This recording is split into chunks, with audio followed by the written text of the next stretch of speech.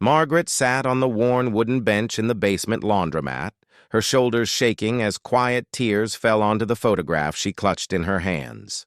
The picture showed a young woman with a bright smile, her daughter, Emma. The fluorescent lights hummed overhead, and the washing machines churned steadily in the background. She didn't notice the man in the blue suit standing in the doorway. Margaret was 52 years old. With long blonde hair, she still wore loose, though gray threads had begun to weave through it. She'd worked as a maid in this corporate building for nearly 8 years. Her hands, once smooth, now bore the marks of countless hours scrubbing floors and cleaning offices. But she never complained. This job fed her family. The man in the doorway was Richard Bennett, though no one in the building knew that. To everyone here, he was simply Rick, the new guy from facilities management. At 58, with graying temples and kind eyes, Richard had built Bennett Industries from the ground up. But lately, he'd felt disconnected from the people who made his company run. So he'd done something unusual. He'd gone undercover. For 2 weeks now, Richard had worked alongside the maintenance staff, listening to their stories, learning their struggles. He'd fixed broken vending machines, changed light bulbs, and discovered things no boardroom report could ever tell him. "Are you all right?" Richard asked softly, stepping into the laundromat. Margaret quickly wiped her eyes and tucked the photograph into her uniform pocket. "I'm fine," she said, her voice barely above a whisper. "Just taking a short break." Richard sat down on the bench, leaving a respectful distance between them. He'd learned over the years that sometimes people needed space to decide whether to share their burdens. "I'm Rick," he said gently. "I've seen you around. You're Margaret, right?" She nodded, surprised he knew her name. Most people in suits walked right past her as if she were invisible. They sat in comfortable silence for a moment. The washing machines continued their rhythmic spinning. Somewhere upstairs, phones were ringing, meetings were happening, deals were being made. But down here, in this quiet basement, 2 people simply existed together. "That's a beautiful photograph," Richard said, noticing the corner of it peeking from her pocket. Margaret's eyes filled with tears again. "It's my daughter, Emma. She's 24. Her voice caught. "She's in the hospital." Richard waited, letting her find her words. "She has leukemia," Margaret continued, her fingers trembling as she pulled the photo out again. "The treatments are so expensive. Even with insurance, the bills just keep coming. I've been taking extra shifts wherever I can find them, but it's never enough." She looked down at her daughter's smiling face. "This morning, the hospital called. They said if I can't pay $5,000 by the end of the week, they'll have to transfer her to a county facility. The doctors there are good, but—" She trailed off, unable to finish. Richard felt his heart constrict. He thought about his own daughter, Sarah, safe and healthy, working as a teacher in Oregon. He thought about how quickly life could change, how fragile everything really was. "How much have you been able to save?" he asked quietly. $800, Margaret said, her voice breaking. "I've been saving for 6 months, and I have $800. Richard noticed her lunch bag on the bench, a single sandwich wrapped in reused plastic wrap. He understood then. She was skipping meals, working doubles, sacrificing everything. "Emma tells me not to worry," Margaret said with a sad smile.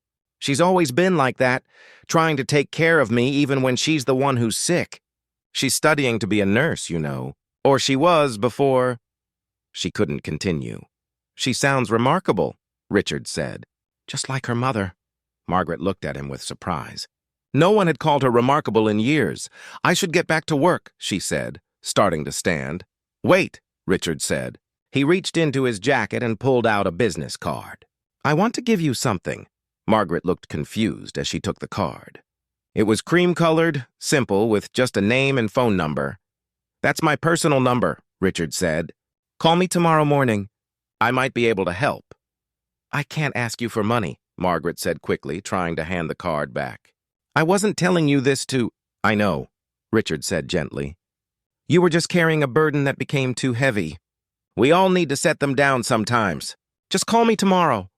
That evening, Richard sat in his real office on the top floor, the city lights twinkling below. He made several phone calls. He contacted the hospital directly. He spoke with his head of human resources. He set things in motion. The next morning, Margaret's hands shook as she dialed the number on the card. A familiar voice answered. "Margaret, thank you for calling," Richard said warmly. "I wanted to thank you for listening yesterday," Margaret said. "It meant more than you know. But I can't accept any money from you." "It wouldn't be right." "Margaret," Richard said gently. "Do you know who I am?" There was a long pause. "You said your name was Rick, from facilities." "My full name is Richard Bennett," he said quietly. "I own Bennett Industries, the building where you work." Margaret sat down heavily on her sofa. "I don't understand. For the past 2 weeks, I've been working alongside my employees, trying to understand their lives better. And yesterday, in that laundromat, you taught me something important. You reminded me why I started this company in the first place, to create a place where people could build good lives for their families. Mr. Bennett, please, call me Richard. And please listen. I've already spoken with the hospital. Your daughter's bill has been paid in full. Not just the $5,000 you needed, but all of it. Every penny!" Margaret couldn't speak. Tears streamed down her face. "But that's not all," Richard continued. "I've been reviewing our benefits package and I've realized it's not good enough.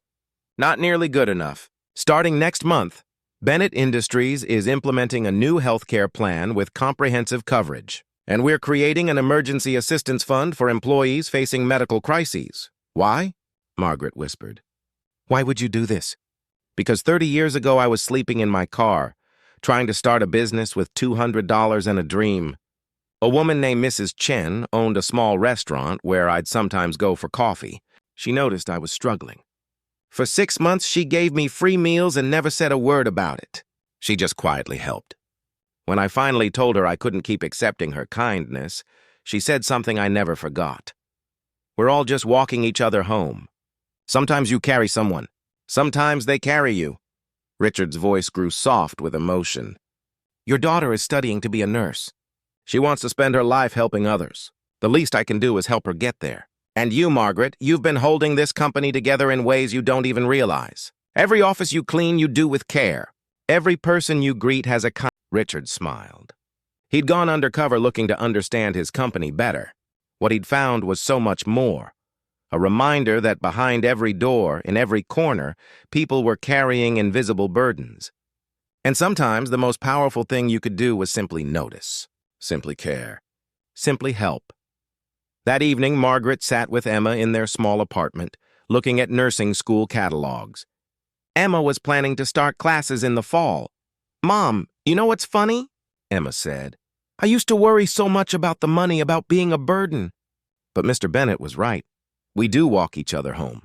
You carried me through this. And now, as a nurse, I'll get to carry others. Margaret hugged her daughter close. Breathing in the moment, grateful beyond words. Outside, the city moved on, countless lives intersecting, countless stories unfolding.